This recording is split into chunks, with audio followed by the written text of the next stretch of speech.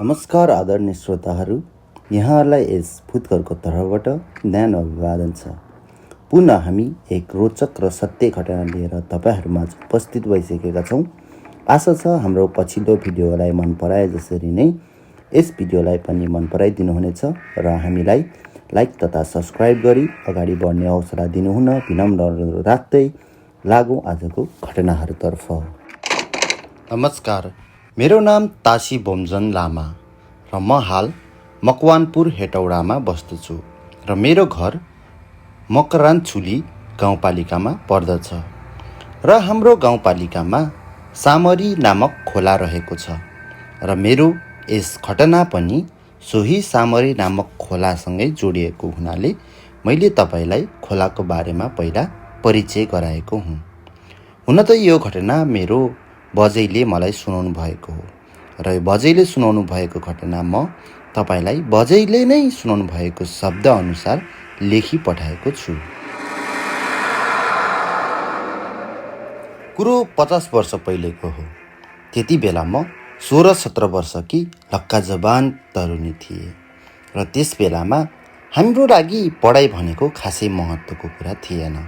या भनौँ बुवा आमाले हामीलाई पढाइको घर जानी सम्झेर पढाउने गर्नु हुँदैन थियो र त्यस बेलामा छोरी चेलीको काम भनेकै मेलापात र घरको काम हुने गर्दथ्यो।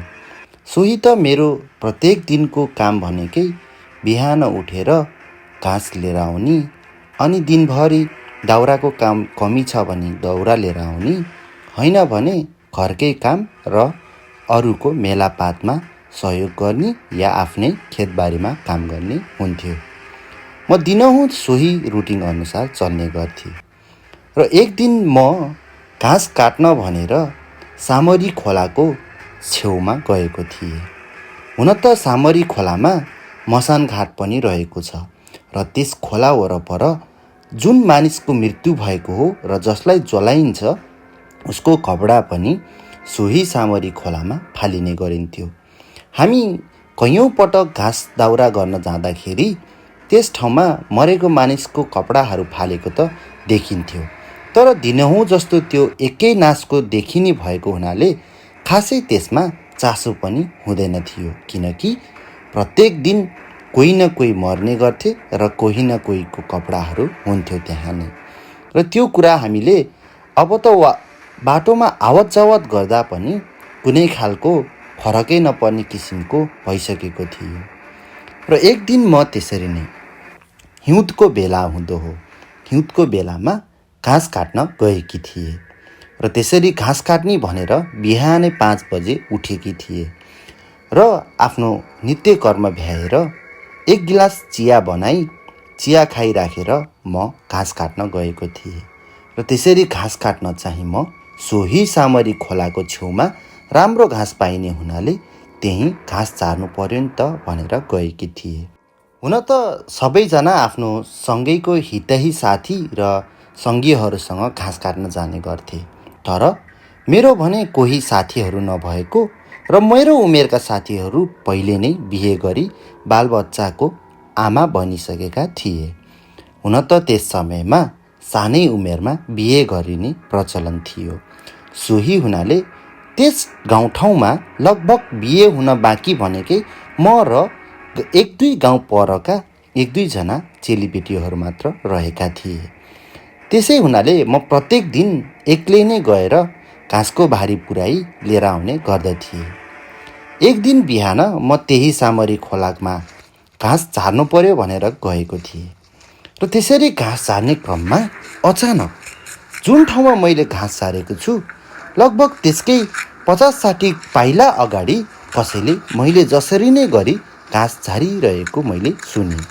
हुन त म एक सानो रुखमा चढेर घाँस झारिरहेकी थिएँ र लाग्थ्यो मलाई त्यो म सँगसँगै घाँस झारिरहेको व्यक्ति पनि केही कदम अगाडि मसँगै जसो गरेर त्यही मैले जस्तै रुखमा चढी म जस्तै गरेर घाँस झारिरहेको छ भनेर अनुभव गरिरहेको थिएँ।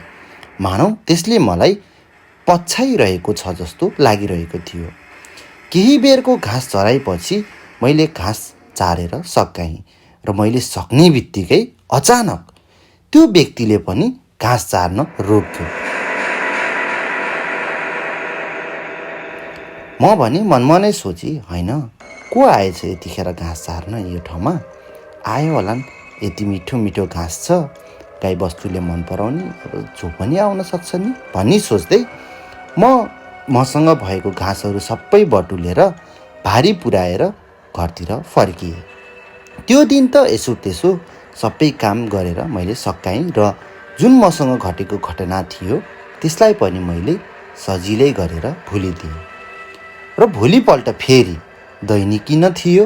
बिहानै उठ्ने बित्तिकै आफ्नो नित्य कर्म भ्याएर एक गिलास चिया खाई म फेरि आफूसँग रहेको हँसिया र नाम्लो बोकी घाँसकै लागि पुनः त्यही सामरी खोलाको किनारतिर लम्किए। र त्यसरी खोला किनार जाँदा भने मलाई अचानक त्यस खोलाको त्यो मान्छे मरेर कपडा फालिने ठाउँनिर कसैले पिछा गरेको जस्तो अनुभव हुन थाल्यो। मैले सोची, होइन बिहानै हिजोकै व्यक्ति आएछ के हो घाँस काट्न भन्ने मनमा नै सोच्दै म सरासर पुनः एउटा रुखमा गई घाँस चार्नतर्फ लागि र सधैँ जसो गरी त्यही रुख झारिरहेको अवस्थामा पुनः 50-60 कदम अगाडि कसैले मैले जस्तै गरी घाँस झारेको फेरि दोहोरियो। मैले सोची, होइन यो मान्छेले के साह्रो मलाई यसरी जिस्काएको, अनि यसले केटी देख्नै पाएको छैन के हो, को हो रहेछ यो, केटा हो कि केटी हो, हेर्नु पर्यो, आज त म टुङ्गो नलाई छाड्दिनँ भनी सोच्दै म गएर त्यो घाँस झरिरहेको व्यक्तिलाई चियाएर हेर्ने निदो गरेँ। मैले हतार आफूलाई भारी पुग्ने घाँस झारिराखेर ओर्लिएँ र ओर्लिएर गई त्यो घाँस झारेको आवाज आएको दिशातर्फ गएर हेर्न थालेँ। र त्यसरी हेर्दा भने मैले त्यहाँ कोही देखिनँ। न घाँस झरेको छ न त्यहाँ कोही व्यक्ति छ। मैले सोची, होइन कि म गलत दिशातिर आएँ कि के हो भन्ने सोच्दै जेसुकै होस् अरूको के निधि खोदी राख्नु भनेर फर्केर आफ्नो भारी पुर्याई पुनः म घरतिर फर्किएँ। र त्यसरी म घरतिर फर्किने क्रममा पनि मानौ मैले घाँसले बोकेको आवाजभन्दा बढी मलाई कसैले पछि म जस्तै गरी घाँस बोकेर आइरहेको जस्तो अनुभव भइरहेको थियो।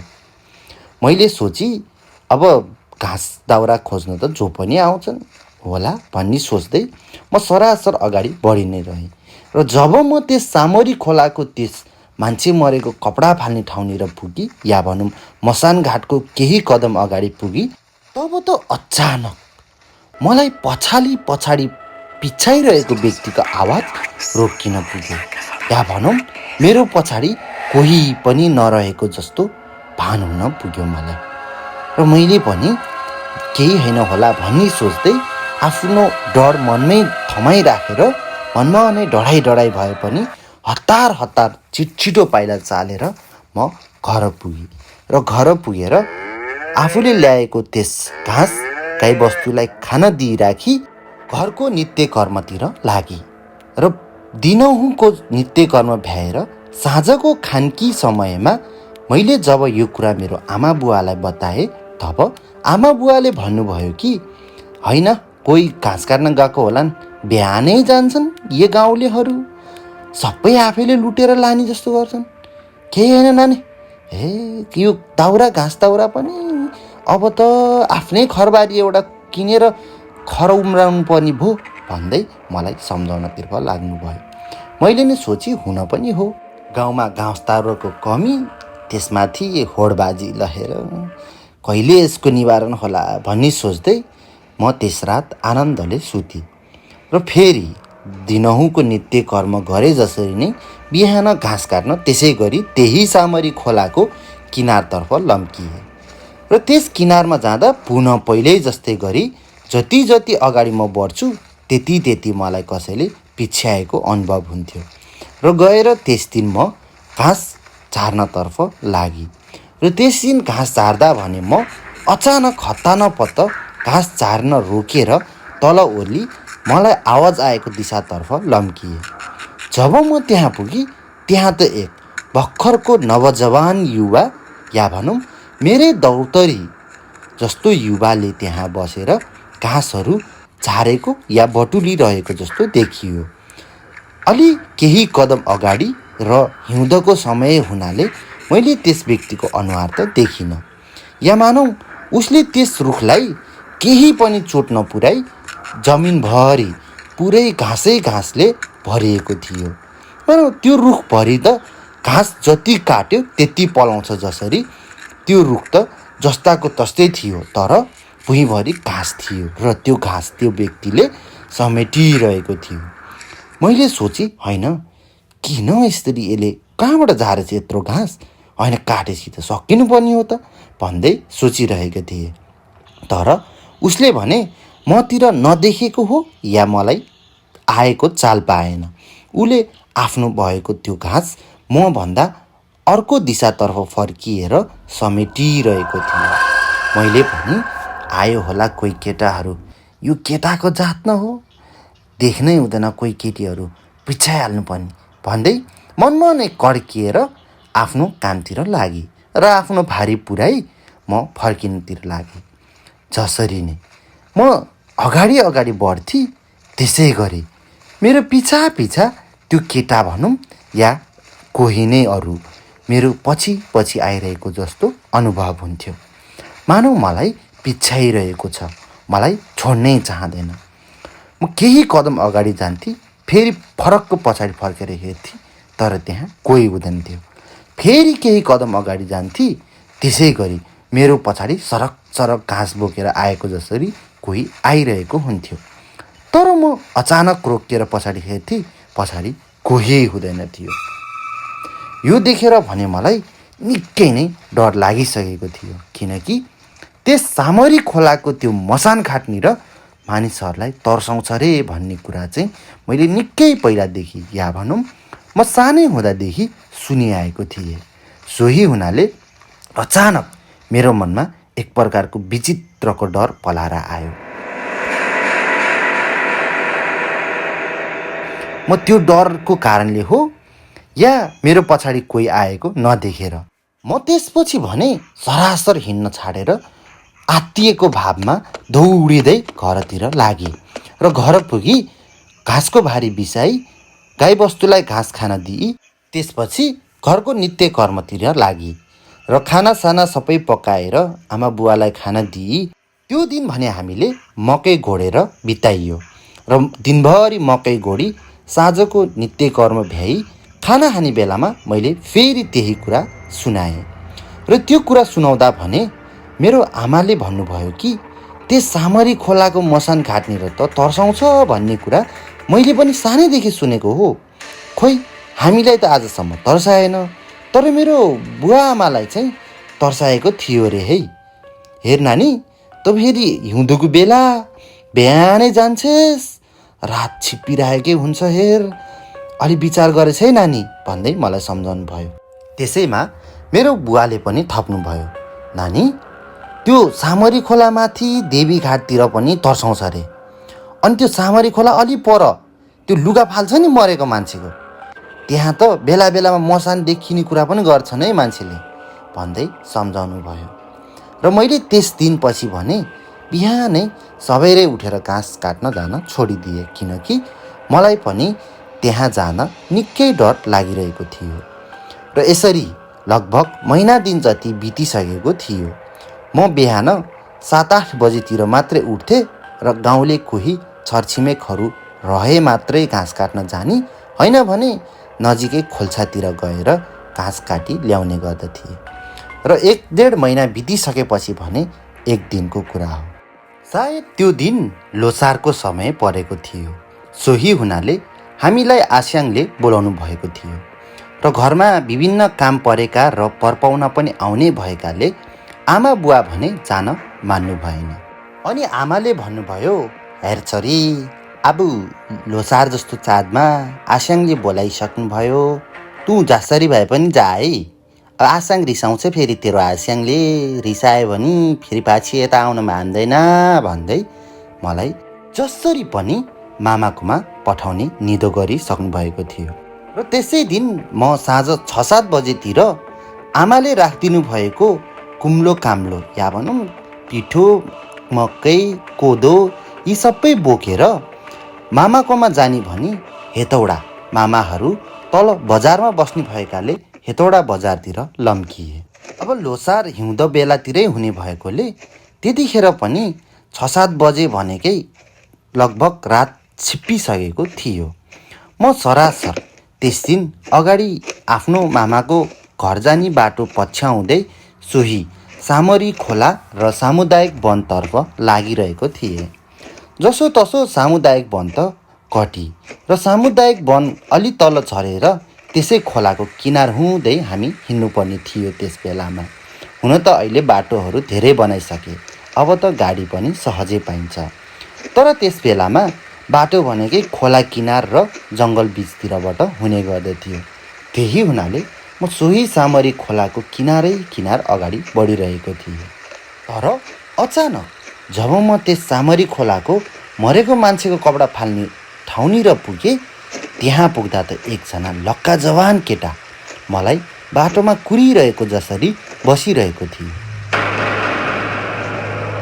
र मैले पनि देखे नदेखे जस्तै गरी अगाडि बढिरहेको थिएँ। त्यसै क्रममा त्यस व्यक्तिको केही कदम अगाडि पुगेपछि त्यसले मलाई बोलायो र भन्यो, कता जाँदै हुनुहुन्छ हौ? म पनि तल हेतौडा बजारसम्म जानुपर्ने थियो, सँगै जाने साथी नभएर बसेको, तपाईँ कहाँसम्म हो र भनेर सोध्यो। र मैले पनि म जहाँसुकै हुँ, तपाईँलाई किन चाहियो चासो, तपाईँ आफ्नो बाटो हिँड्नु न खुरुखुरु, म जता गएँ तपाईँलाई किन भनेर अलि कड्केको आवाजले भने। तर मलाई मनमा नै भने यो व्यक्ति पनि मसँगै आए नै हुन्थ्यो जस्तो लागिरहेको थियो, किनकि साँझको समय र त्यसमाथि भर्खर आफूसँगै मिल्ने लक्का जवान केटो। मलाई पनि कता कता मनमा काउकुती त लागेकै थियो। हुन पनि अब भर्खरको उमेर पुगेको म तरुनी, त्यसमाथि जवान केटा देख्दा त मलाई कता कता मनमा लोभ चाहिँ नभएको होइन, तर डर पनि थियो। एक त बाटो त्यति खतरनाक, त्यसमाथि मसान घाट रहेको र बेला बेलामा तर्साउने भन्ने सुनिरहेको थिएँ। सोही हुनाले म फटाफट अगाडि गएको जस्तो गर्दै त्यो व्यक्तिलाई कता कता आइदिने हुन्थ्यो भन्दै कुरिरहेको थिएँ। र केही बेरको त्यो म हिँडाइपछि त्यो व्यक्ति पनि मेरो पछि पछि आउन थाल्यो। मैले त्यो व्यक्ति मेरो पछि पछि आउन थालेपछि भने मेरो पाइलाहरू केही बिस्तारै चाल्दै त्यससँगै जाने निदो गरी र 2-4 कदमको पाइला अगाडि चारिसकेपछि हामी लगभग एउटै गतिमा अगाडि बढ्यौँ र त्यस व्यक्तिसँग मेरो कुरा हुन थाल्यो र त्यस व्यक्तिको नाम ठेगाना यताउति सबै मैले सोच्न थालेँ। र यसरी सोद्धा भने उसले मैले नामै नसुनेको गाउँ र कहिल्यै पनि नसुनेको नाउँ भन्यो। मैले सोची सायद छिमेकी गाउँहरू होला, मैले कहिले नगएको होला, यतै वरपरको हुनसक्छ भन्ने सोच्दै अनि हेतौडा के कामले हिँड्नुभयो भनेर सोधेँ। र उसले हेतौडा जानुको कारण चाहिँ उसको आफन्तै भेट्नुपर्ने र आफन्तले आज लोसारको दिनमा बोलाएको भनेर भन्यो। यो सुनेपछि भने म पनि होइन, म पनि त आफन्तले बोलाएर जान लागेको, यसको पनि आफन्तले बोलाएरहेछ, ठिकै हुने बोल्यो, ठिकै छ, हेतौडासम्म त साथी नै हुने भयो, अब भने ढुक्कले अगाडि जान पाइने भयो भन्दै मनमा नै सोच्दै अगाडि गइरहेको थिएँ। र हामी बिचमा धेरै नै कुरा भयो। निकै बेर हामी गफ गर्दै सँगै हिँडिरह्यौँ। अचानक जब त्यो खोलाको किनारको बाटो सकिएर हामी माथिल्लो बाटो या भनौँ हेटौडा बजार आउन लाग्ने बाटो मेन बाटो समात्न लाग्यो, तब भने त्यसले मलाई होइन मेरो एकैछिन यता सानो काम पर्यो, तिमी अगाडि जाँदै गर, म एकैछिन यहाँ खोल्सातिर पुगेर आइहाल्छु भनेर भन्यो। मैले सोची अब त्यस्तै हो, बाटोमा हिँड्दा जो कोहीलाई पनि परिहाल्छ, ठिकै छ, ऊ घर आओस्, म अलि माथि गएर पर्खिन्छु भन्ने सोच्दै म केही माथि गएँ र ऊ भने त्यस खोल्साको एउटा कुनातिर लाग्यो। मैले सोची यो पिसा फेरेर आइहाल्ला नि त भन्ने सोचेर म माथि बाटोमा पुगेर मेन बाटोमा कुर्न लागेँ। तब त्यसै बखत त्यही हेतौडा बजारतिरबाट 2-4 जना केही बुढौली खालका मानिसहरू फर्केर आइरहेको देखी र मैले सोधी, ओहो बजार पुगेर आउनुभएको हो? होइन यति राति तपाईँहरू कता हो, कुन ठाउँसम्म जानुपर्ने हो भनेर सोधी। ओहो, कसकी छोरी हो नानी, यति राति कता हिँडे कि?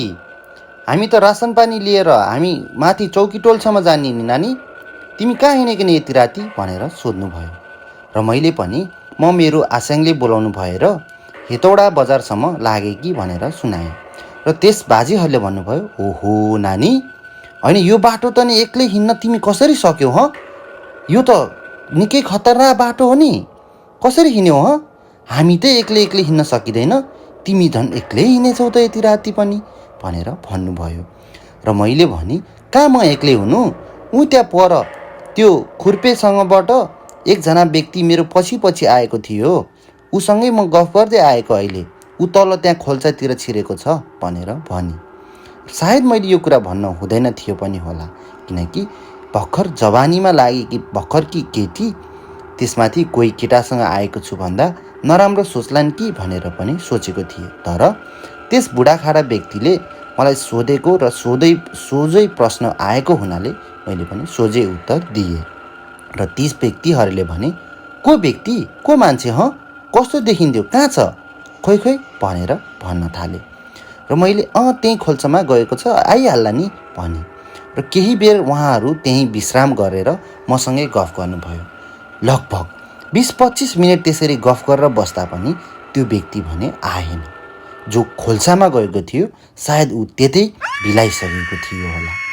र केही बेर त्यसरी बसेपछि त्यो बुढाखाडा व्यक्तिले भने होला, नानी, तिमीलाई त छल्न आए जस्तो छ, तिमीलाई केही न केही चिजले छलेको हो नानी, त्यो मसान घाटतिर त निकै तर्साउँछ भन्ने सुनेको थिएँ, तिमीलाई तर्सायो, तिमीलाई त्यहाँनिर कोही न कोही मसानले पिछा गरेको थियो नानी, तिमीले यदि हामीलाई यहाँ नभेटेको भए त्यो मसानले अवश्य पनि तिमीलाई आफूसँगै लिएर जान्थ्यो, तिमी यहाँबाट सरासर गइहाल, बरु लौ हिँड, हामी तिमीलाई तलसम्म पुर्याइदिन्छौँ भनेर मेरो पिछा लागेर उहाँहरूले मलाई पुर्याइदिनु भयो। र मैले बाटोमा निकै बेर यसबारेमा सोची, होइन त्यो साँच्चीकै मसान थियो र भनेर सोची। र त्यस विषयमा म डर मान्दै आस्याङकोमा पुगेँ। र आस्याङकोमा पुगेर मैले यो कुरा मेरो आस्याङलाई सुनाएँ। आस्याङ आङ्गी दुवैले मेरो कुरा सुनेर आङ्गीले भन्नुभयो, हेर नानी, त्यो मसान घाटमा त अस्ति भर्खरै एउटा माथिल्लो गाउँको भर्खरको केटो यसरी नै हेटौडा बजार आउने क्रममा लडेर मरेको थियो रे। त्यहाँनिर त्यसको घरबाट आउने बाटोमा भिरमा खसेर मरेको हुनाले त्यसलाई त्यहीँ लगेर गाडिएको थियो। लगभग 2 महिना मात्रै भएको छ, धेरै भएको छैन। केटो पनि भर्खरकै थियो बिचरा, के कालले दुर्गतिले लग्यो नि बिचरा त्यसलाई भन्दै आङ्गीले सुनाउनु भयो। र मैले विचार गरेँ कि आजभन्दा 1 महिना अगाडिदेखि जो म घाँस काट्न जाँदाखेरि पिछा गर्थ्यो त्यो पनि सायद त्यही मसान नै थियो। र त्यो मसानले आफ्नै उमेरको व्यक्ति देखेको भएर पिछा गरेको हुनसक्छ भनेर मैले सोचेँ। र त्यो घटना मैले आज पनि सम्झिँदा निकै डर लागेर आउँछ। र त्यो दिन, जुन दिन म आस्याङकोमा आउँदै थिएँ, त्यस दिन मलाई मसँगै आएको त्यो मसान सम्झेर मलाई आज पनि निकै नै डर लागेर आउँछ। यसरी 2 दिन आस्याङकोमा बसी म आस्याङसँगै मेरो घर फर्किएँ, किनकि एक्लै त्यस बाटोमा हिँड्ने अब ममा हिम्मत बाँकी थिएन। र यो घटना घटिसकेको केही समयपछि भने म साधारण रूपमा आफ्नो जिन्दगी बिताउन थालेँ। र मलाई नडाटी भन्नुपर्दा लगभग 1 हप्ता 2 हप्ता जति ज्वरोले पनि च्यापेको थियो। र यसरी ज्वरोले च्यापेको देखेर आस्याङ आङ्गीले झाँक्री बोलाएर मलाई देखाउनु भएको थियो। र त्यस झाँक्रीको अनुसार मलाई त्यस मसान घाटको मसानले नै पिछा गरेको थियो रे। र त्यो मसानले सायद मलाई मन पराउने र मसँगै आओस् भन्ने चाहन्थ्यो रे। र मलाई पनि कुनै न कुनै तरिकाले आफूसँगै लाने कोसिसमा थियो रे। र त्यस दिन म जुन दिन राति आस्याङकोमा गएको थिएँ, त्यस रात यदि मैले बाटोमा त्यस वृद्ध मानिसहरू, बुढाहरूलाई नभेटेको भए त्यो मसानले मलाई कुनै न कुनै तरिकाले छल गरी या मलाई झुक्काएरै भए पनि मारेर आफूसँगै लाने थियो रे।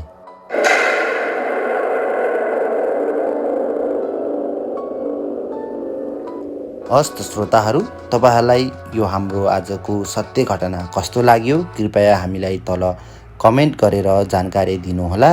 हाम्रो कमेन्ट बक्स तपाईँहरूको लागि सदैव खुल्ला रहनेछ र हामीलाई लाइक तथा सब्सक्राइब गरी यस भूतघरको परिवार चाहिँ बनिदिनुहोला। हामीलाई सब्सक्राइबको निकै खाँचो छ र तपाईँहरूको एक सब्सक्राइबले र एउटा लाइकले हामीलाई आगामी दिनमा अझै राम्रो कोसिस गर्न र राम्रो प्रस्तुतिहरू ल्याउन मद्दत पुग्नेछ, किनकि हामीलाई सब्सक्राइबरहरूले नै निकै रोचक घटनाक्रमहरू पठाउन थालिसक्नु भएको छ र यसको लागि पनि हामी मनैदेखि तपाईँहरूलाई धन्यवाद दिन चाहन्छौँ र यस भूतघरको सम्पूर्ण परिवार तथा हामीलाई सुनिदिनुहुने श्रोताहरूमा तपाईँहरूको दिन सदैव सुखद रहोस्, तपाईँहरू सदैव खुसी रहनुहोस् भन्दै आजलाई बिदा माग्दछौँ। हवस् त, धन्यवाद।